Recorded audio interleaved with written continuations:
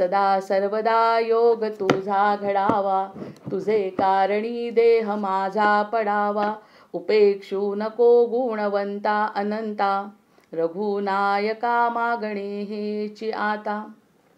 आदौ रामतपोवनादिगमनं हत्वा मृगं काञ्चनं, वैदेही हरणं जटायुमरणं सुग्रीवसम्भाषणं. वाली निर्दलनं समुद्रतरणं लङ्कापुरी दाहनं, पश्चाद् रावणकुम्भकर्णहननं एतद्धि रामायणम्. आदौ नारायणं विष्णुं ब्रह्मण्यं च वसिष्ठकम्, आदौ नारायणं विष्णुं ब्रह्मण्यं च वसिष्ठकम्, आदौ नारायणं विष्णुं ब्रह्मण्यं च वसिष्ठकम्. जय जय रघुवीर समर्थ, जय जय रघुवीर समर्थ. या ठिकाणी आपला विषय असा चालला होता की मूळ ब्रह्म असूनही विषय कल्पना दृढ झाल्यामुळे ते विषयरूप भासू लागते. ब्रह्म मूळ आहे, मूळ ब्रह्म आहे हे समजावून सांगत असताना वसिष्ठ म्हणतात आहे की मूळ ब्रह्म आहे.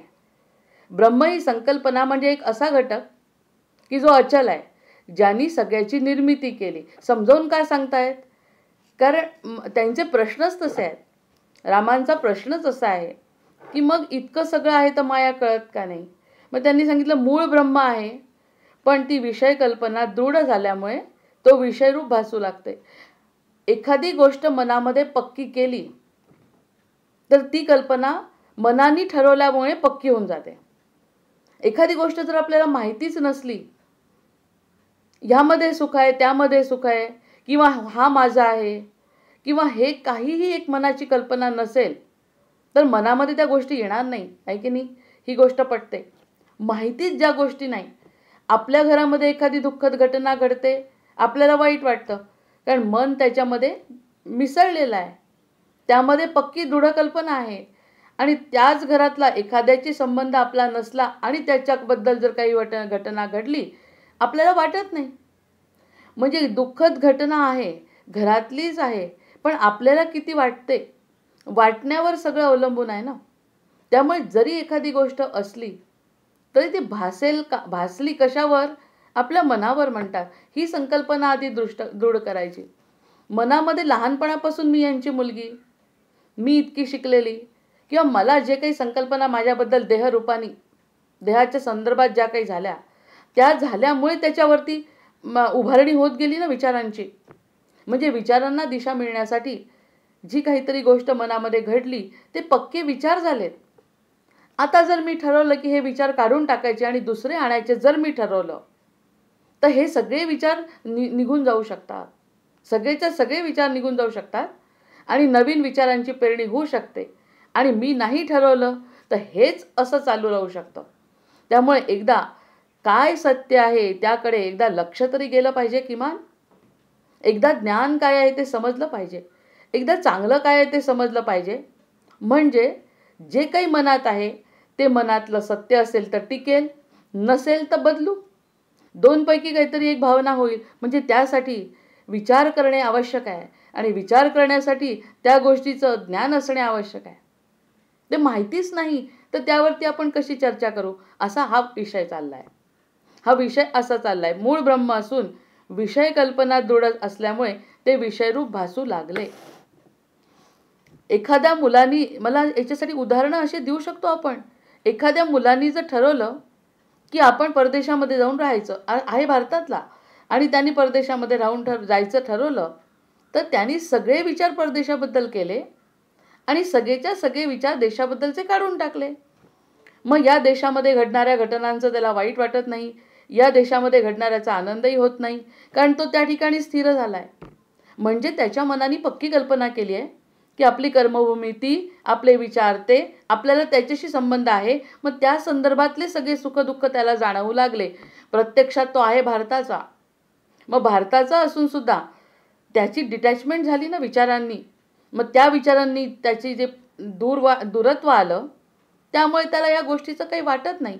इकडे काही झालं तरी घडणाऱ्या घटना घडतायत, मग त्या घटनांचं सुद्धा का वाटत नाही, कारण तो त्यामध्ये अडकलेला नाही, त्याचे विचारच तसे नाही.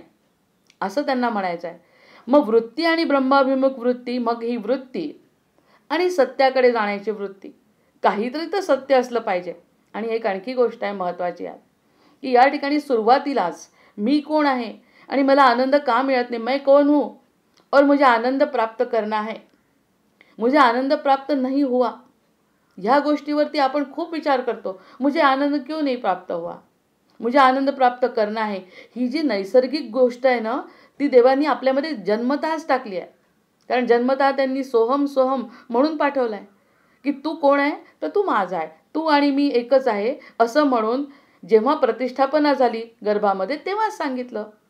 पण फक्त प्रश्न असा पडतो, जेव्हा गर्भाच्या बाहेर आलो, ह्या जगामध्ये आलो, कोण आहे हा प्रश्न मनाला पडला. अज्ञानामुळे एवढं शिकवून पाठवलं तरीसुद्धा आपण विसरलो.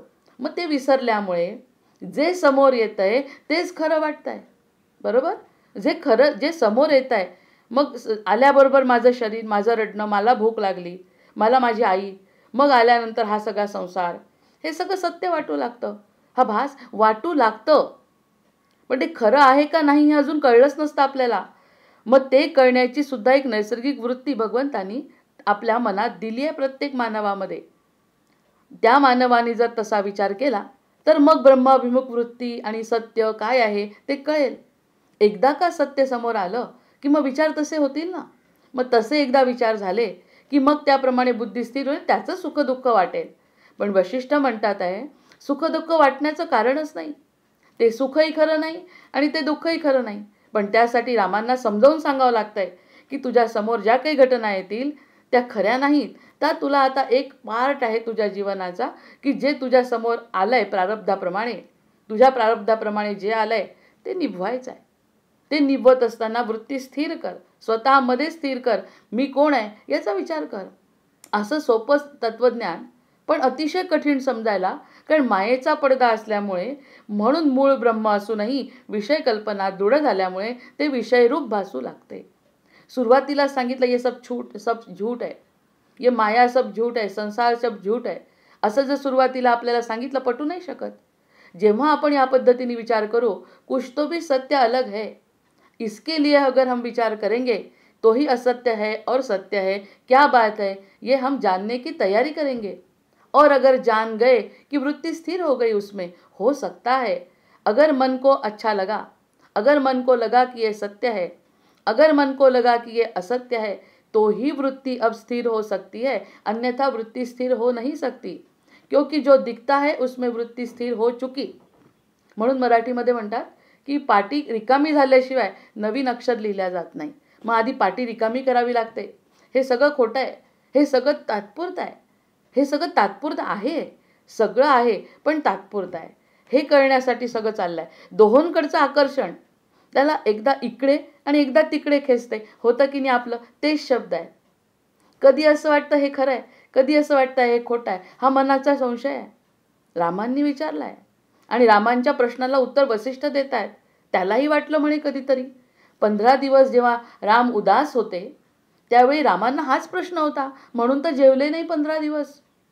हे सगळं घडलं आपल्यासाठी, आपलं कल्याण व्हावं म्हणून.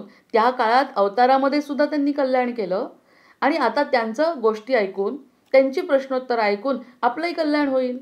कारण त्याच्याशिवाय दुसरं सत्य नाहीच आहे. मग त्यांनी म्हटलं कधी दोहोंचंही आकर्षण वाटतं. आता काय झालं आहे, अब हमें क्या लगता है, हाँ अभी थोड़ा समझ में आ रहा है लीलावती के कथा से, हाँ ये सब झूठ है, यहाँ भी उसका पति है, वहाँ भी उसका पति है, उधर भी उसको उसकी बीवी है, इधर मैं हूँ. ये दिखा दिया सरस्वती देवी ने, तो उसको समझ में आ गया कि ये सब झूठा है. लेकिन सत्य क्या है फिर? सत्य तो कुछ दिख नहीं रहा, क्योंकि दिखना चाहिए तो ही मन उधर तैयार होगा. इसलिए कभी उधर जाता है मन, कभी इधर जाता है. सत्य बताओ, बताया उन्होंने तो हमें उसके ऊपर विश्वास नहीं होता, क्योंकि वो दिखता नहीं. जो दिखता है उसके ऊपर विश्वास होता है. दिखना यानी इस आँखों से दिखना, इस आँखों से जो दिखता है वो ही सत्य हम मानते हैं. जो हम आँखों से नहीं देख सकते उसको हम मानते नहीं. लेकिन एक बात है इसमें, अगर हमारा हृदय से विचार किया जाए तो याला मराठीमध्ये जाणवणं म्हणतात. काहीतरी वेगळं जाणवतं, कुठेतरी दुसरीकडे आनंद आहे हे जाणवतं.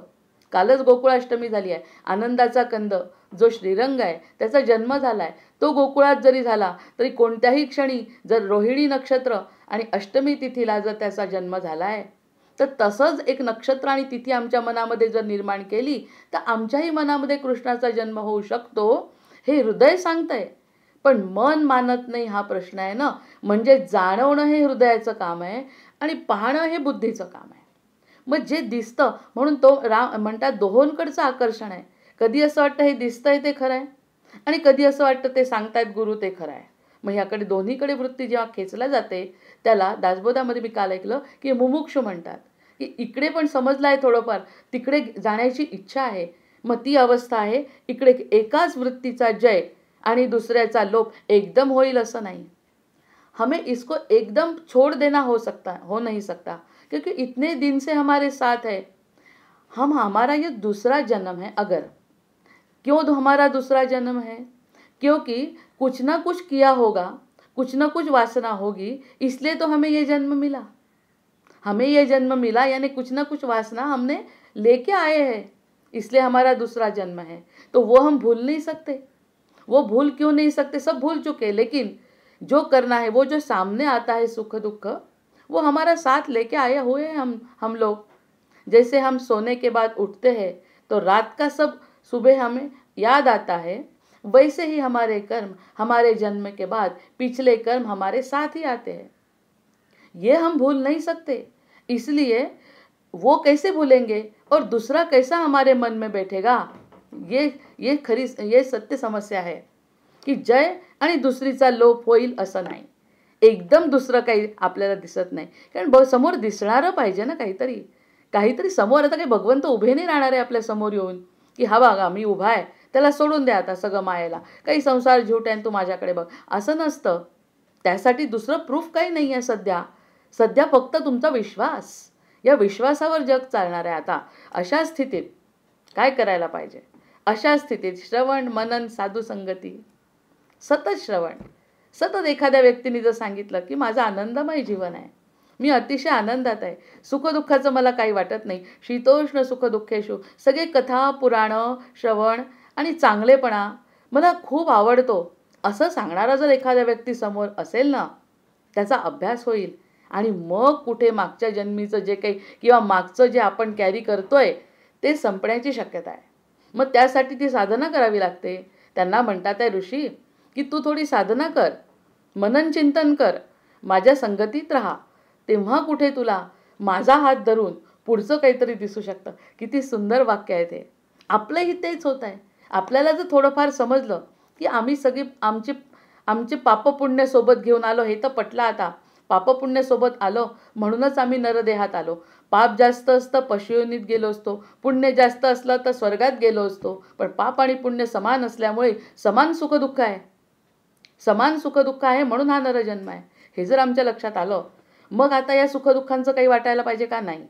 कारण तो मागच्या कर्माचा हिशोब आहे, आताचा हिशोब त्या ठिकाणी नाही. मग आता हे पटलं आपल्याला.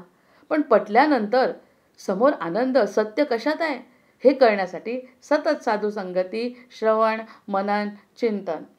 किंवा एखाद्या व्यक्तीला असं बघायचं की तो व्यक्ती का सुखी झाला आहे, तो का समाधानी झाला आहे, ह्याचा मनाने वेध घेतला पाहिजे. तेव्हा कुठे मन या कर्मातून सुटेल. ह्या कर्मातून सुटण्यासाठी नवीन चांगल्या गोष्टीचा संकल्प करणं, साधना करणं, त्याच्या मागे जाणं हे आपलं आद्य कर्तव्य आहे. तेव्हा कुठे या सगळ्या गोष्टी आपल्याला कळतील. आणि मग कळल्या एकदा की आपल्या मनाचा स्वभाव आहे, एकदा कळलं की त्याचंच मनन करतो, त्याचंच चिंतन करतो आणि तसाच बनतो. ही एक दैवी देणगी आहे.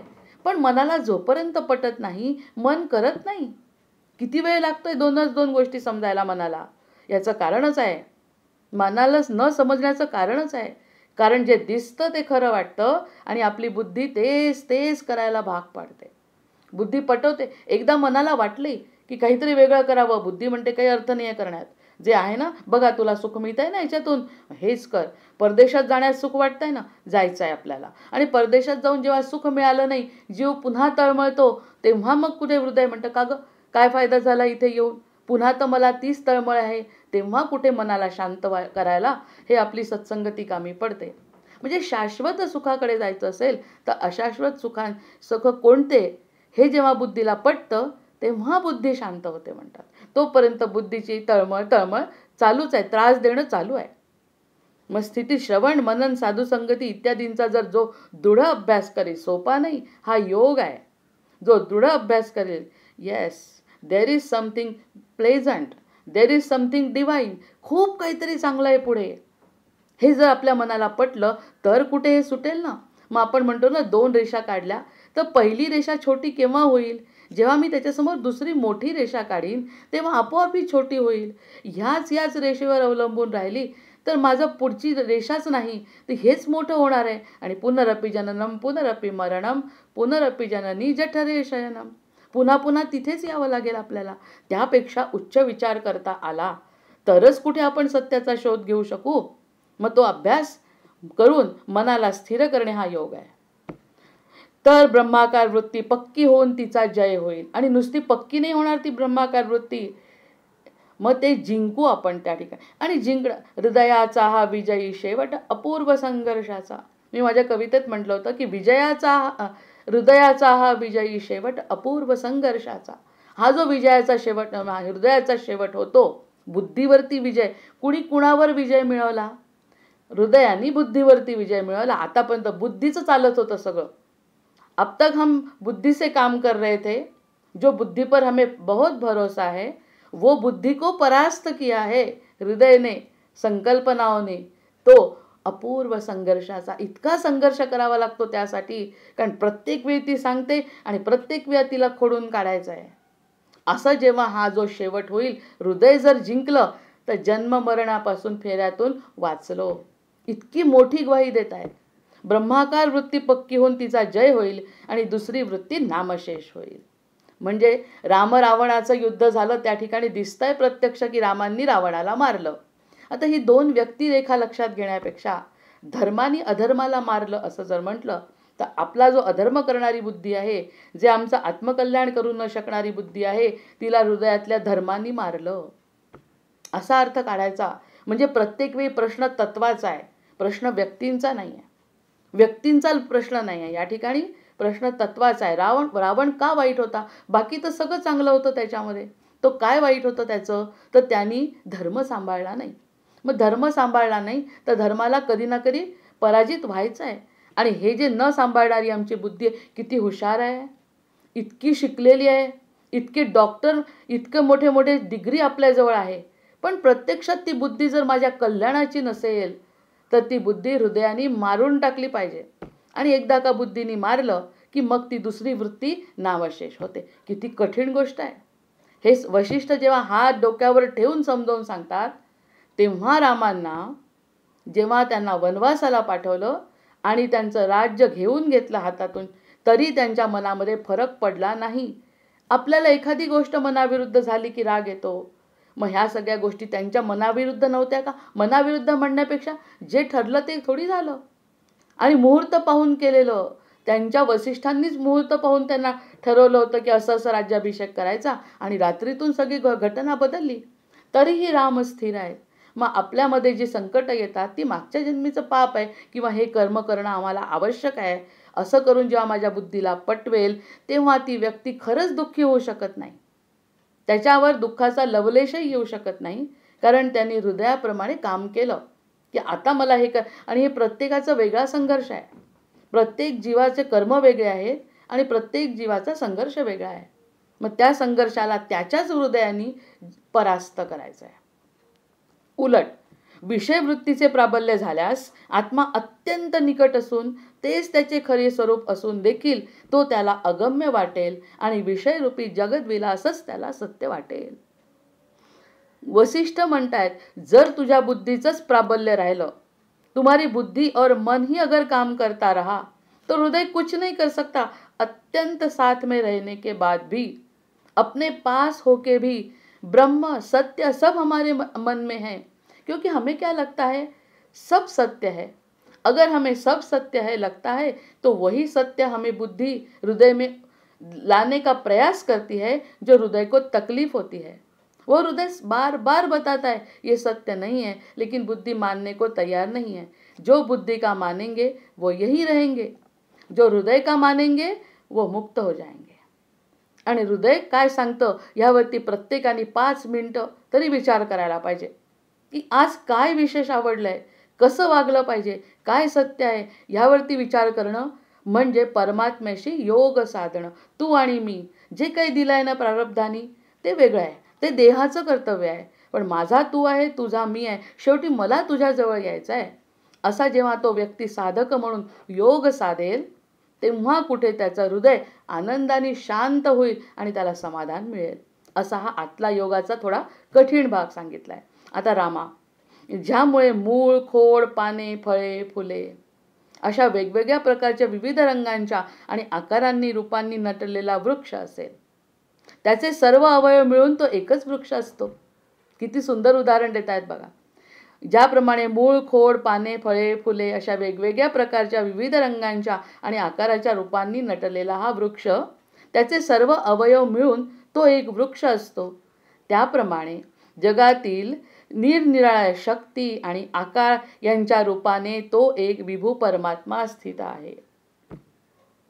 ज्ञाता ज्ञान आणि ज्ञेय, भोगता भोग आणि भोग्य, कर्ता कर्म आणि क्रिया इत्यादी नानाविध त्रिपुटी दिशा आणि काल जरी भासत असले तरी त्या रूपानेही ते अखंड, अपरिमेय, अविच्छिन्न, उदय आणि अस्तरहित ब्रह्मरूपच सत्य स्थित आहे याचे विस्मरण तत्ववेत्याला होत नाही. वाक्य कठीण आहे. आता या ठिकाणी ज्यांनी म्हटलंय कर्ता कर्म जे काही वेगवेगळं दिसतंय ना, तो बघणारा हा जीवात्मा आहे, फक्त आतला. एकदा का तो जीवात्मा गेला की असताचे अस्तित्व जे म्हणतात, आतमधले जे चैतन्य गेलं जीवाची, आपण कल्पना करू 2 मिनिटं, या जीवातलं चैतन्य गेलं तर देह तिथल्या तिथे असून सुद्धा काय भोगू शकणार आहे, कारण चैतन्य नाही. आणि नुसतं चैतन्य सुद्धा विना देहाचं काय भोगू शकणार आहे, त्यालाही अर्थ नाही. ती हवा आहे. हवेला रूप आकार असा मिळालाय तो आपला देह आहे. तसाच भगवंतांच्या श्वासातून ब्रह्मदेवाची उत्पत्ती झाली आणि ब्रह्मदेवानी ही उत्पत्ती केली. तो भगवंत वेगळा, त्याच्या श्वासातून झालेली उत्पत्ती ती खरी कशी असेल. ते म्हणतात याच्याकडे फक्त तुम्ही माया म्हणून बघा, खरा मी आहे. जसा आपला आत्मा चेतनात्मा चैतन्य मी आहे आणि देह त्याचं काम करतोय फक्त. आणि समोर का आलं ते सगळं कर्म, कारण मागच्या जन्मी करून ठेवलं आहे. रामांचे सुद्धा जेव्हा आपण हे पाहतो की कशामुळे रामांना हा वनवास झाला, काय गोष्टी घडल्या, याला सुद्धा प्रत्येक गोष्टीत उत्तर आहे रामायणामध्ये की काय त्यांचं मागच्या जन्मीचं आहे, त्यामुळे त्यांना हे भोगावं लागलं. पुढे कृष्णांना सुद्धा 14 आई का नाही भेटली त्यांना, ही देवकीच्या पोटी आला पण तो यशोदेकडे का गेला, ह्याचं सुद्धा प्रत्येक गोष्टीचं उत्तर मिळत आहे. मग आपल्याही गोष्टीचा तोच हिशोब ठेवला आहे देवानी. हा अवतार आहे, त्यांच्यासारखा आपला अवतार आहे. मला तर ही अवतारची संकल्पना देतात ना आजकाल फेसबुकवर, ती फार पटते. त्यांना समजलं आहे आपला हा अवतार आहे आणि प्रत्यक्ष चैतन्य वेगळं आहे. मग हे त्रिपुटी ज्या सांगितल्या त्यांनी एवढे मोठे मोठे रूप, ज्ञाता ज्ञान, याची काही गरज राहत नाही. मी आहे म्हणून मला ते दिसतंय, मी गेले तर मला काही समजणार नाही. या सगळ्या गोष्टी होत आहेत आणि राहणार आहे. फक्त हा जो संबंध इतक्या दिवसाचा आला आहे त्यावरती इतका विचार करायचा. जो पूर्वीपासून मी आहे, आता आहे, पुढेही राहणार आहे, तो त्याचा अंश आहे. हे थोडाफार काळाकरता हा जो अवतार घेतला त्याची सुखदुःख इथेच संपवायची आहे आणि ती सगळी सुखदुःख त्याच्या संकल्पाने संपणार आहे. असं खूप मोठं तत्वज्ञान या पॅरेग्राफमध्ये वशिष्ठांनी त्याला सांगितलं आहे. चैतन्य आणि देह वेगळे आहे. चैतन्य देहाशिवाय शक्य नाही आणि देह चैतन्याशिवाय शक्य नाही. मग ते चैतन्याला जर ओळखलं तर देहाची कर्म अगदी विनासायास बिना बुद्धीनी करू शकतो. बुद्धी त्यात खर्ची करायची नाही. बुद्धी सगळी जी खर्च करायची ते हृदयात खर्च करायची. हृदय शांत आहे, हृदय समाधानी आहे. एक कल्पना करा, 1 मिनिट जरी आपल्या हृदयाला शांतता मिळाली, खरी खरी कधी कधी मिळते आपल्याला संसारात सुद्धा, खरी शांतता मिळाली, बुद्धी काहीच बोलत नाही त्यावेळी, ज्यावेळी मन शांत, हृदय शांत असतं, तेव्हा तो क्षण पकडून असंच हृदय शांत ठेवायची कल्पना करून साधना करायची, तो योग आहे. तिथे स्थिर राहायचं, काही असू दे पुढे. पुढे काही असो, चांगलं किंवा वाईट, मला शांतता मिळाली पाहिजे. मी शांत आणि स्थिर आहे. आणि तसंच रामांचं हास्य आहे. जसं वसिष्ठांनी शिकवलं तसे राम वागले. किती कठीण, पायामध्ये त्यांच्या काटे जात आहेत. एवढा मोठा राजपुत्र आणि त्याची बायको पायातले काटे काढत काढत, खायला मिळत नाही काही. असं किती दूर आहे अयोध्या ते लंका. आपण नुसतं बसनी जरी गेलो, अयोध्या ते नैमिषारण्य गेलो तर आम्ही बसनीसुद्धा थकलो. तर हे अयोध्येतून लंकेपर्यंत पायी, आणि राजपुत्र असून सुद्धा कसे जाऊ शकले? खायला न मिळता कंदमुळे खाऊन कसं राहू शकले? कारण या देहाला महत्त्व नाही. देह तिथपर्यंतच माझ्यासोबत राहणार आहे. माझं या जीवनातलं कर्तव्य पूर्ण करायचं आहे मला. ते त्यांना कळलं होतं. ध्येय कोणतं आहे ते कळलं. कुणामुळे? वसिष्ठांमुळे. मग वसिष्ठांनी ध्येय सांगितल्यामुळे स्थिर राहिले. प्रत्यक्षात हा विचार रामांसाठी नाही आहे. प्रत्यक्षात ते अनंत कोटी ब्रह्मांडाचे नायक आहे. पण दाखवत असताना असं दाखवतात, मला काहीच कळत नाही गुरुजी, मला सांगा. मग त्यांना सांगितल्यावर आपल्याला वाटतं, अरे प्रश्न आमचाच आहे, जे राम विचारतात आहे. अशा पद्धतीने त्यांना मतीला स्थिर केलं. 15 दिवस रामचंद्रांनी एक कणही अन्नाचा खाल्ला नाही.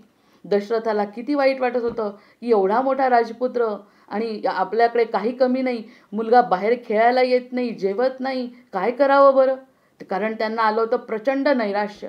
आणि त्या जसं आपल्याला येतं, किती दुःख आहे, कशाचं मला दुःख होतं आहे समजत नाही. मग प्रचंड नैराश्य जेव्हा येतं तेव्हाच व्यक्ती साधनं करतो, म्हणजेच त्याच्या जीवनात गुरु येतात. आणि ते गुरु आले की त्याला पक्क ध्येय काय आहे ते त्याचं समजतं. मनाच्या उदयाबरोबर द्वैताची कल्पना. पुन्हा तोच विषय त्यांनी वाढवला आहे. मनाचं द्वैत आहे. मी आणि तुम्ही वेगळे आहे असं जेव्हा केलं, मनामध्ये विचार केला, तर ही द्वैताची कल्पना आहे. मी आणि तुम्ही वेगळे, मी आणि संसार वेगळा, मी आणि परमात्मा वेगळा, तेव्हा द्वैताची कल्पना आहे. द्वैत म्हणजे दोन, द्वैताची कल्पना आहे ते. परस्मात् कारणात एव मनः प्रथमम उत्थितम. रामा, या जगाचे मूळ कारण, सर्व कारणांचे कारण जे परब्रह्म आहे, या जगाचे कारण परब्रह्म आहे. परब्रह्म एकटेच होतं, एकटंच होतं. त्याला वाटलं की आपण एकटं राहून काही खरं नाही, आपल्याला की नाही सोबत पाहिजे, कारण एकट्याचा आनंद नाही आहे. तसा आनंद केव्हा मिळतो? जेव्हा सगळं उपभोगलं, सगळं समजलं आणि मग एकांतात स्वतःचा शोध घेणं, ते अद्वैत वेगळं. पण एकटाच मी आहे, माझ्याजवळ ज्ञान आहे, माझ्याजवळ पैसा आहे, माझ्याजवळ बुद्धी आहे, सगळं काही आहे, पण ते सांगण्यासाठी, हे बघण्यासाठी कुणीतरी लागतं. मला कुणीतरी असल्याशिवाय माझा आनंद द्विगुणितच होत नाही. कोणीतरी शेअर करायला पाहिजे. तसं परमात्म्यांना वाटलं की इतका मी अनंत कोटी ब्रह्मांडाचा नायक, ऐश्वर्य संपन्न आहे, मला कोणीच नाही समोर, कोणीतरी तर पाहिजे माझं. म्हणून त्यांनी ते जग निर्माण केलं. म्हणजे जगाचं मूळ काय? आपण नाही आपल्या पद्धतीने जबरदस्ती दुसऱ्याला निर्माण नाही केलं. ही नैसर्गिक प्रक्रिया आहे. हम जो कर रहे हैं वो नैसर्गिक है. हम हमारे बच्चे, हमें बच्चों के बच्चे, ये सब हमारा नैसर्गिक प्रक्रिया है. लेकिन भगवंत का, ईश्वर का वैसा नहीं है. ईश्वर अकेले थे, अकेले रह सकते थे, अकेले ही रह सकते थे, लेकिन जीवन का अर्थ क्या? उनको लगा कि हम अकेले रह के क्या करेंगे, हमें दूसरा कोई तो भी चाहिए, तो ही तो हमें आनंद मिलेगा. ऐसा उनका मन का विचार जो था, वो मन के हिसाब से उन्होंने ब्रह्मांड की उत्पत्ति की. त्याच्यातही सुरुवातीला त्यांनी जी उत्पत्ती केली त्या ठिकाणी ते सुखी नाही झाले. जे 7-8 ऋषी झाले, ते ऋषी इतके निर्विकार होते, इतके निर्विकार होते. तुम्ही गंमत ती सांगण्यासाठी आवश्यक आहे ती. इतके निर्विकार, इतके ज्ञानी, भगवंताचे पुत्र, ब्रह्माचे पुत्र, इतके ज्ञानी. आता हे जे ज्ञानासाठी आपण तळमळ करतोय ना, तसे ते ज्ञानी, 4ही वेद ज्यांचे तोंडपाठ, आणि असे जन्माला येऊन काय फायदा? 7 पिढ्या त्यांच्या झाल्या, नुसते बसायचे, खाणं नको, पिणं नको, ज्ञानामध्ये मग्न, फक्त भगवंताची स्तुती करत मग्न. अज्ञानाचा लवलेशही नाही त्यांच्यामध्ये. पण पुन्हा त्यांना वाटलं नाही नाही नाही नाही नाही काहीतरी असं पाहिजे आता की अज्ञान पाहिजे. म्हणजे हे अज्ञान किती आवश्यक आहे. आता जी स्टेज आहे आपली ती आवश्यक आहे. कारण काहीतरी कमी असल्याशिवाय आपण चांगल्याच्या मागे जात नाही ना. मग भगवंत म्हणाले, हे काय ऋषीमुनी काय कामाचे आपले आता, की त्याच्यापेक्षा आता वसिष्ठांपासूनच आता जे काही तुम्हाला म्हणायचं आहे की देहरूपाने याची उत्पत्ती करा, मानवाची उत्पत्ती करा, मनूपासून मानवाची उत्पत्ती करा, जेणेकरून मैथुनी सृष्टी निर्माण होईल. आणि मैथुनी सृष्टी निर्माण झाली की त्यांच्या मागे माया आपोआपच येते. हे जे ज्ञानी पुरुष आहे ना, त्या ज्ञानी पुरुषांचा काही फायदा नाही, कारण ते नुसते येतात, ज्ञान देतात आणि असतात किंवा नसतात काही फरक पडत नाही. ते ज्ञान घ्यायला तर कोणीतरी पाहिजे. जसं भगवंताचं प्रेम एकट्याचं असल्यावर इतर कोणी तर पाहिजे प्रेम घ्यायला. म्हणून त्यांनी ते ऋषी करून पाहिले, त्यांना समाधान नाही मिळालं. ते म्हणाले ऋषींचं ज्ञान आवश्यक आहे, पण ज्ञान आहे हे समजण्यासाठी कोणीतरी अज्ञानी जीव तर पाहिजे. म्हणून मनु शतरूपा त्यांनी सुद्धा 25 वर्ष तप केलं, 25,000 वर्ष तप केलं आणि त्यानंतर त्यांनी ही सृष्टी निर्माण केली. त्या सृष्टीमध्ये साहजिकच माझी आई, माझे वडील हे सगळे प्रकार मायेमध्ये सुरू झाले, जेणेकरून ह्या मायेमध्ये गुंतून राहत राहत कितीतरी लोकांनी चूक केलेली आहे. म्हणजे आपलं जीवन तसंच अज्ञानात संपवलं आणि पुन्हा पुन्हा जन्माला येत राहिले. पण आता ते म्हणतात आहे की अशा प्रकारचं जे परब्रह्म एक आहे, तर तू लक्षात घे. आता हे त्यांचे संपले, आपण संपायचं का आता हा विचार कर. जसे ते ऋषी मुक्त झाले तसं आपण मुक्त होऊ शकतो. फक्त या सगळ्या गोष्टींकडे दुर्लक्ष करता आलं पाहिजे. कर्तव्य करत आपलं मन त्या ठिकाणी स्थिर ठेवता आलं पाहिजे. कितीतरी विषय हा बोलण्यासारखा आहे. मग परब्रह्म त्यापासून प्रथमतः मन उदित झालं, मग त्या ठिकाणी मन निर्माण झालं आणि त्याबरोबर द्वैतमय सृष्टीची कल्पनाही सुरू झाली. द्वैतमय सृष्टीची कल्पना सुरू झाली. कल्पनेत आणलं. कदाचित ही दुसरी आली का बरं. भगवंतांना एकट्याच सुख मिळत नव्हतं का? मिळत होतं. त्यांना असं कल्पना वाटली की एखादा असा आपल्यावर प्रेम करणारा भक्त मिळावा आणि त्यालाही आपल्यासारखं करता यावं. कुणी तर पाहिजे. या दगडधोंड्यांना आणि या साधू संतांना काय फरक पडतोय माझ्या असण्याचा? काही फरक पडत नाही. ते येतात आणि मुक्त होतात. नाही, कष्ट करून जो माझ्यापर्यंत येईल, तो खरं ज्ञान घेईल, तो माझं कौतुक करेल आणि आम्ही दोघं मिळून आनंद घालवू. तो द्वैताचा अद्वैत होतो. पण आधी द्वैत होणं आवश्यक आहे. जसं बी रुजतं जमिनीमध्ये फुटतं आणि फुटल्यानंतर त्यातून एक झाड निर्माण होतं. द्वैत आवश्यक आहे. द्वैताशिवाय अद्वैताची कल्पनाच करता येत नाही. हा देह आणि आत्मा असल्याशिवाय आपण तिसरा कोणीतरी आहे ह्याची कल्पना करू शकत नाही. देहही पाहिजे, आत्माही पाहिजे, चैतन्यही पाहिजे. म्हणून मनाने त्यांनी सुरुवात केली. मग मनामध्ये किती रमायचं, या मनावरती किती विश्वास ठेवायचा, एक उदाहरण आहे त्यासाठी. आपण तर सगळे डॉक्टर या ठिकाणी म्हणजे पुष्कळ जण डॉक्टर आपल्या गोष्टी ऐकतात.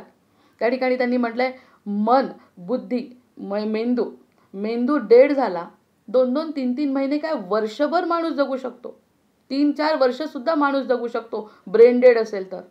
मग ब्रेनला जर इतकं महत्त्व असतं तर आपण ताबडतोब मरून गेलो असतो. आणि हृदयाचा एक ठोका जरी कमी जास्त झाला तर त्या क्षणी डेड होतो. म्हणजे हृदय महत्त्वाचं का मेंदू महत्त्वाचा आहे? मेंदू म्हणजे मन, मेंदूमध्ये मन आहे. मन म्हणजे बुद्धी. मग बुद्धीला किती महत्त्वाचं आहे ती कल्पना आहे. फक्त ती बंद पडली काय, चालू राहिली काय, काही फरक पडत नाही. हृदय म्हणजे आत्मा चालू पाहिजे. हा द्वैतातला भाग आहे. हा जर गोष्ट समजली, हृदय चालू आहे ना, मग बुद्धी असो किंवा नसो, ती व्यक्ती जिवंतच आहे. असा फरक आहे. मग सतत चालू असलेली मननक्रिया हेच मनाचं स्वरूप आहे. मन म्हणजे काय? सतत विचार करणे. मग आपण जो विचार करतोय तो सोडून द्यायचा आणि दुसरा विचार करायचा. सुरू मनाची कल्पना. आणि त्याच मनाच्या कल्पनेतून सुद्धा आपण सत्याकडे जाऊ शकतो. जे असत्याकडे वळलं होतं मन, ते सत्याकडे न्यायचं. म्हणजे आधी असत्य पटवलं, क्या असत्य है वो भी दिखा दिया, और सत्य क्या है, कैसा सत्य में समाधान है, सत्य में आनंद है, सत्य में तृप्ती है, सत्य में शून्यता आहे. सत्य म्हणजे शून्यता आहे हे समजावून सांगण्यासाठी असत्य आवश्यक आहे. हे सगळं जे घडलं ते चांगलं घडलं म्हणायचं. आमच्या जीवनात जे घडलं ते चांगलं घडलं, कारण ते न घडलं असतं तर आम्ही सत्याकडे वळलो नसतो. असा वसिष्ठांचा सल्ला आहे रामाला. म्हणजे पुढे येणारा वनवास तुला त्रास देणार नाही. सतत चालू असलेली मननक्रिया हेच मनाचं स्वरूप आहे. एक कुणाचाच हात रेज नाही झाला म्हणजे ठीक चाललाय. अमुक वस्तू ही अशी आहे किंवा ती तशी नाही. अमुक वस्तू ही अशी आहे आणि ती तशी नाही. हे जे मनाचे खेळ असेल हे असेच घडेल किंवा असे घडणे शक्य नाही. मनाचे विचार आहे हे सगळे. अशा प्रकारे उलट सुलट, होकार नकार, भाव अभावात्मक विषयांच्या ठिकाणी मनाची वृत्ती सतत हेलकावे खाते. मैंने ऐसा जो मैंने कहा वही होना चाहिए, अगर वो नहीं हुआ तो दुख, और अगर वो ऐसा हुआ तो वो सुख. ये जो है ना संकल्पना मन की, उसको बंद करना है. मन को ही बंद कर देना है. झालं तरी ठीक, नाही झालं तरी ठीक. झालं तरी ठीक, नाही झालं तरी ठीक, कारण सत्य एकच आहे. हे झालं नाही तरी मला तिथे पोचायचं आहे आणि झालं तरी तिथे पोचायचं आहे, ही एक संकल्पना मनात, म्हणजे त्याला दासबोधामध्ये विवेक म्हणतात. विवेक म्हणजे मला प्राधान्य वरच्या गोष्टीला द्यायचं आहे. ह्या सगळ्या गोष्टी 1 वर्षांनी कदाचित बदलू पण शकतात. तिथलं जे सत्य आहे ते बदलत नाही. म्हणजे त्याचा रामाचे कार्य जे झालं आहे ते ह्या सगळ्यांवरती विजय मिळाल्यामुळे ते राम झाले आहेत. अन्यथा मग त्यांनी रामराज्य केलं असतं आणि सगळं काही घडलं असतं तर आपण त्यांचं चरित्र वाचलंच नसतं. म्हणजे आपलंही काही चरित्र करायचं असेल तर या सगळ्या मायेवरती विजय मिळवून सत्याकडे बघता आलं पाहिजे. काहीतरी सत्य वेगळं आहे. हे जे दुःख येत आहे ते दुःखाच्या वर काहीतरी आहे, सुखाच्या वर काहीतरी आहे. यात रमलं नाही पाहिजे मन. ज्या ठिकाणी मनोवृत्ती सतत हेलकावे खाते, जशी मनोवृत्ती तसा अनुभव. आज जर मी ठरवलं की मी कृतज्ञ आहे आणि कृतार्थ आहे, मी ठरवलं मनात, एकच मनाला पक्का वाक्य दिलं की मी काय केलं नाही मला माहीत नाही, काय केलं मला माहीत नाही, पण मी कृतज्ञ आहे, मी कृतार्थ आहे, मी समाधानी आहे, असं जर मी माझ्या मनाला पटवलं तर मन तसंच बोलायला लागतं. मी समाधानी आहे, मी समाधानी आहे, इतरांनाही समाधानी करायचं आहे, हे माझे विचार सुरू होतात. आणि मी वाईट आहे आणि मला काय मिळालं, दुःखापेक्षा काहीच नाही, जीवन म्हणजे वाईट आहे, मी काही कोणाला देणार नाही, जसं आहे तसं माझं असं उत्तम आहे, मन तसंच विचार करायला लागतं. मनाला काय, जसं आपण विचार करू तसं मनाला ते शिकवत जातं आणि तसं मग आपण खाली खाली जातो आणि असं विचार केल्याने वर वर जातो. खाली आहे कोळसा आणि वर आहे आकाश, खाली आहे जडत्व, वर आहे हलकेपणा. जितका हलका होऊ वरचा विचार करून, जितका वर विचार करू तितका आपण वर जाऊ, वायूसारखं हलकं होऊन जाऊ आणि वर सगळं काही छान आहे. एक तर स्वर्ग मिळेल, स्वर्गाच्या वर वैकुंठ आहे, आणि खाली गेलं पाताळ, पाताळ 7 पाताळ आहेत. हे मनाला पटवायचं, खाली नाही उतरायचं, मनाला म्हणायचं बिलकुल खाली नाही जायचं, आपल्याला वर जायचं आहे. हे तर लहानपणापासूनच शिकवलं आहे, कधीही खाली बघायचं नाही. शिक्षकांनी प्रश्न विचारला खाली मान नाही घालायची, वर करायचं डोकं. म्हणजे मला वर जाण्याची इच्छा तळमळ हृदयाला पहिलेपासून आहे. त्या हृदयाला सांगायचं आता कधीच खाली जायचं नाही, विचारांची पतन झालं नाही पाहिजे कधीच. असं जेव्हा वृत्तीला पक्क करू आपण, जशी मनोवृत्ती तसा अनुभव येणार आहे ह्याची खात्री आज मला योग वसिष्ठ देतो आहे. की जसं मन, आणि हा स्वतःचा माझा अनुभव आहे की इतके वर्षापासून मी सतत मनाला म्हणते की माझ्यासारखी भाग्यवान मीच, आणि यामध्ये अजून तरी देवाच्या कृपेने मनाला असं वाटत नाही मी कुठे भाग्यवान आहे, असं वाटत नाही. म्हणजे मनाला जसं प्रत्यक्षामध्ये काय घटना घडल्या जीवनामध्ये, कसं माझं जीवन आहे खरं वाटणार नाही, तरीही मी भाग्यवान आहे, तरी मी कृतज्ञ आहे. मनाला जसं पटवलं तसं मन पटतं. हा अनुभव आहे, त्यांचा तर अनुभव आहेच, आपलाही अनुभव येऊ शकतो इथपर्यंत वसिष्ठ आहेत ते. म्हणून त्यांचं आपण म्हटलंय ना की आदि नारायणम विष्णुम ब्रह्मण्यम च वसिष्ठकम. त्यांचा हात धरल्यानंतर त्यांनी जर मला सत्य सांगितलंय तू माझी आहे असं म्हटलं, कृतज्ञ मी, कृतार्थ मी, या एका महावाक्यावर मी स्थिर झाली. तर रामाचं जसं कर्तव्य घडलं तसं माझं पण जीवन कृतार्थ आहे. आत्ताच काय करेन काय करणार नाही ते करून घेणार आहेत ते आहे. असा योग साधण्यासाठी हे सगळ्या गोष्टी चालू आहे. मग मनोवृत्ती जसा अनुभव, म्हणून भाव अभावात्मक असे संमिश्र अस्तित्व त्याला भासमान होत असते. आता जे दिसतंय ना ते भास आहे. मला दुःख आहे, मला दुःख आहे, मला दुःख आहे, मला सुख आहे, मला सुख आहे, सुख, हे भास आहे, हे भास आहेत. आणि जर एखाद्या वेळेस मला असं वाटलं की मी कृतज्ञ आहे तर ते सत्य आहे. एक सोपं नाही, हे सोपं नाही, हे अतिशय कठीण आहे, कारण हे प्रत्येकाला जमणं शक्य नाही. इतक्या मोठ्या योगाच्या गोष्टी सांगितल्यावर लोक शरीराचा भाग दुखतात म्हणून कंप्लेंट करतात की हे माझं दुखतं, ते माझं दुखतं, कसं त्यांना वर उचलायचं. म्हणून योग वसिष्ठ कठीण आहे.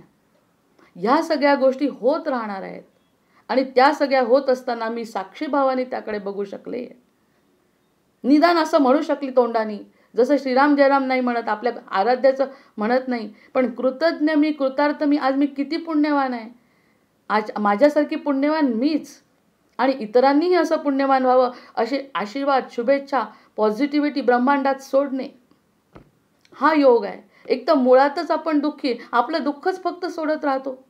मी अशी दुःखी, त्याचं दुःख किती जास्त, माझं जास्त किती दुःख, हे सोडत गेलं दुःखच पसरत जातं. जे सोडू, जे सोडणार आहे आपण तेच पसरणार आहे.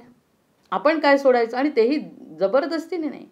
वसिष्ठ म्हणतात तू माझ्यासमोर बसलाय ना पद्मासन घालून, सगळं ऐक आणि मनापासून या इथपर्यंत ब्रह्मरंध्रापर्यंत तुझ्या वृत्ती आण आणि सांग मी जे म्हणतो ते. मग त्यांच्या शरीराला झालेले कष्ट त्यांना जाणवले नाही आणि रावण मारत असताना जी काही शक्ती त्यांना लागते ती सगळ्या देवांनी मिळून त्याला दिली. मग आपल्यालाही जे काही संकट झेलायचं आहे ती शक्ती भगवंत देतील, ते शक्ती देतील आणि मग वृत्ती स्थिर होते. हा योग आहे. सुमंतांनी अतिशय सुंदर उदाहरणं दिली त्या ठिकाणी. ज्याप्रमाणे पूर्वी अनुभवलेल्या सुगंधाचे नुसते स्मरण झाले म्हणजे तशा प्रकारचा सुगंध वेळी येत नसूनही, केवळ सुगंध त्यावेळी येत नसूनही, चमेलीचा सुगंध नाही आहे सध्या चमेली, पण माझ्या नाकामध्ये आलाय की नाही बघा. म्हटलं एखादा अष्टगंधाचा सुगंध मी उगाळते चंदन, प्रत्यक्षात चंदन उगाळत नाही, पण चंदनाचा सुगंध जाणवतो की नाही नाकाला बघा. याला म्हणतात मनाची अवस्था. मनाला म्हणायचं आणि मग आपण म्हणतोच काय की ह्याचं वाईट त्याचं वाईट त्याचं, ते दिसतं बरोबर, कारण मन कॅप्चर करतं.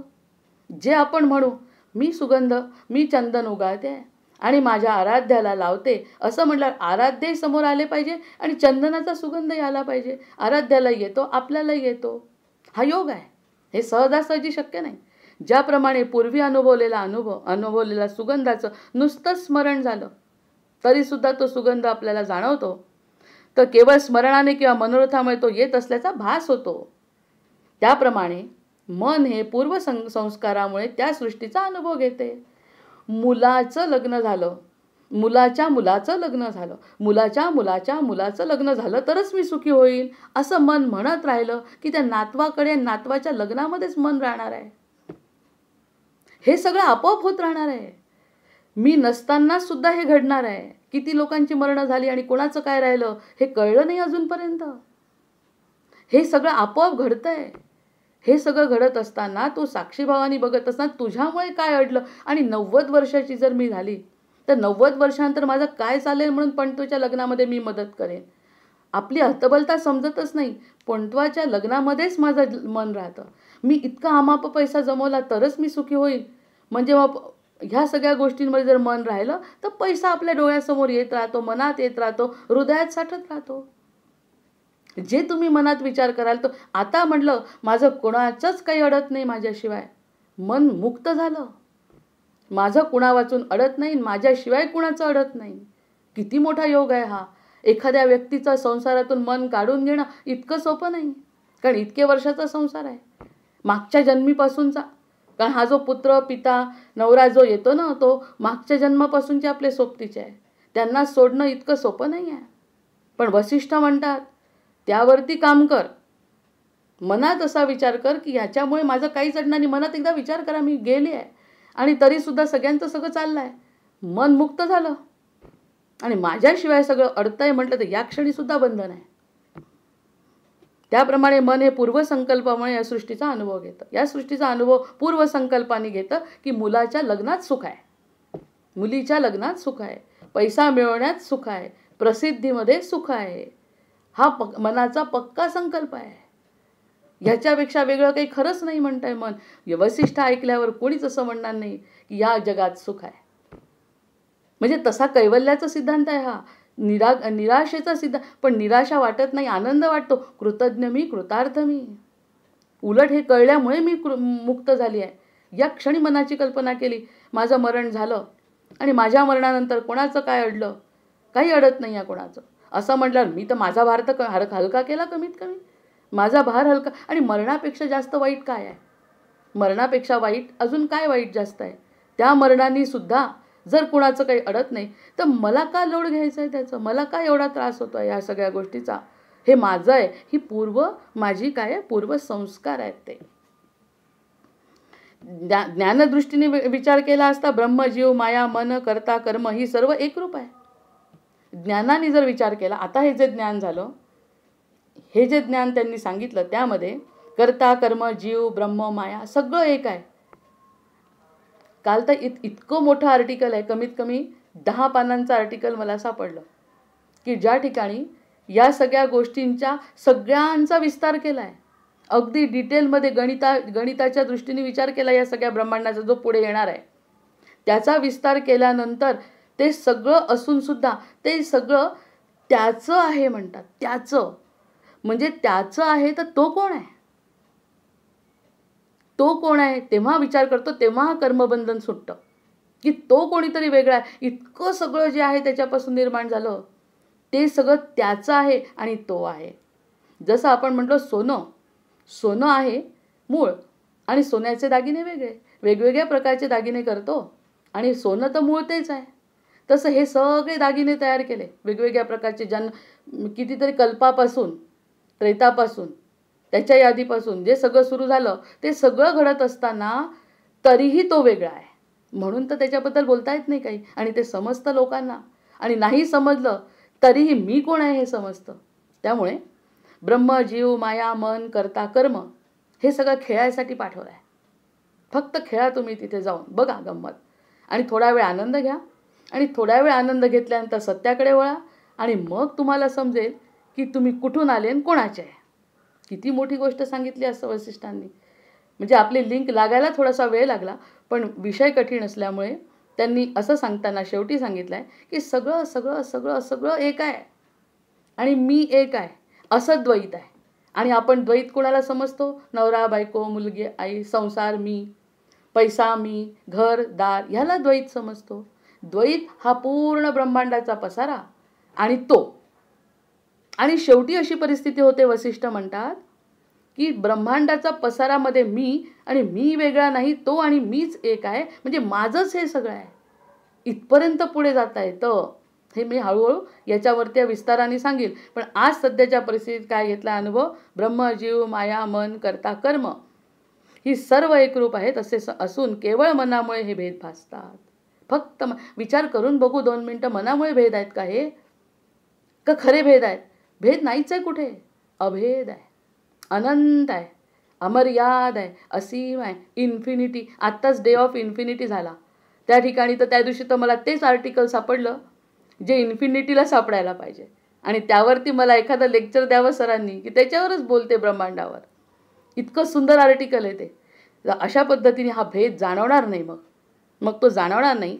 आणि मग असे असून केवळ मनामुळे सर्व भेद भासतात. मन आपला व्यवहार चालवण्यासाठी स्वतःच त्या वस्तूंची कल्पना करून अनेकविध भासते. थांबावं लागणार आहे 4-5. परंतु भिन्नतेची कल्पना करणारे मन नाहीसं झालं. सोपं आहे की नाही? लक्षात घ्या. थोडंसं हात रेस करा ना. कल्पना कठीण आहे. म्हटलंय त्यांनी, कल्पना करणारं मन जर नाहीसं झालं, मनाची कल्पना आहे, मनाची कल्पना आहे, आणि मनच जर नाहीसं झालं तर म्हणजे शांतता, कृतज्ञ मी, कृतार्थ मी होणार की नाही? मन नाहीसं झालं म्हणजे सर्व द्वैत प्रपंच नाहीसा होतो. वसिष्ठ म्हणतात द्वैत प्रपंच नाहीसा होतो. द्वैताची कल्पना गेली की त्याच्या सापेक्ष येणारी ऐक्याची कल्पनाही अखेर नष्ट होते. द्वैताची कल्पना नाही तर द्वैतात जे ऐक्य वाटतं ती कल्पनाच खोटी आहे. मी हा देहरूपाने जन्माला आली, त्याचे ते आई, वडील, मुलं, संसार, बुद्धी, पैसा आणि शिक्षण आणि या सगळ्या गोष्टी ज्या मी कर्माप्रमाणे केल्या त्या सगळ्या द्वैताच्या खोट्या आहेत. खोट्या म्हणजे अजूनही करत राहायचं आहे मरेपर्यंत. पण तो द्वैत ते नाही. द्वैत माझं कोणाशी आहे? देवाशी आहे. कारण ते तेवढं अवतार कार्य करण्यापुरता माझा जन्म झाला आहे. याच्या व्यतिरिक्त सगळं काही कार्य जे आहे ते भास आहे. त्यानंतर अखंड अद्वितीय अशा ब्रह्मतत्वाचा सर्वत्र अनुभव येतो. ते येतो म्हणतात आहे म्हणजे अगदी युनिव्हर्सल ट्रूथ आहे. सर्व स्वप्नातील अस्थिर आणि असत्य पदार्थ जागृतीत नाहीसे झाले तरी स्वप्नद्रष्टा जसा तसा कायम असतो. उदाहरण देताना थोडंसं समजावून सांगते की स्वप्न जेव्हा बघतो आपण जेव्हा स्वप्न बघतो, प्रत्यक्ष झोपलेलं असताना जेव्हा स्वप्न बघतो तेव्हा स्वप्न बघणारा मी असतो की नाही? त्याशिवाय स्वप्न मला दिसतं का? मग तसं हे स्वप्न बघणारा मी आहे असं हे जगाचं स्वप्न बघणारा मी म्हणजे आत्मा, चैतन्य आहे हे देहरूपाने मी बघू शकतो. मग त्यावरती काम माझ्या मनाला करायला लावू शकतो. त्याचप्रमाणे अज्ञान स्थितीमध्ये सद्रूपाने भासणारे जग मनाबरोबर बाधित झाले तरी सद्रूप ब्रह्म कायम असते. याच्यावरती थोडंसं पुन्हा विवरण करीन पुढच्या वेळेस या पॅरेग्राफवर. गारुड्याची माया त्याच्या भोवती उभ्या असलेल्या सर्व माणसांच्या बुद्धीत भ्रम उत्पन्न करते. गारुड्याची जी माया असते ती बुद्धीत भ्रम निर्माण करते की पुंगी वाजली की नाग डोलतो. त्याप्रमाणे ईशसंकल्परूप माया सर्व जीवांना सारखी भुरळ पाडत असते. याच्यावरती विवेचन थोडंसं करते आणि या ठिकाणी थांबते. जय जय रघुवीर समर्थ. जय जय रघुवीर समर्थ. भर्जन भव बीजाचे, अर्जन सुख संपत्तीचे, तर्जन यमदूताचे, राम गर्जन बोला राम राम राम, बोला राम राम राम, बोला राम राम राम. आवाहनं न जानामि तवार्चन, पूजांचैव न जानामि, क्षम्यतां परमेश्वर, क्षम्यतां परमेश्वर, क्षम्यतां परमेश्वर. जय जय रघुवीर समर्थ.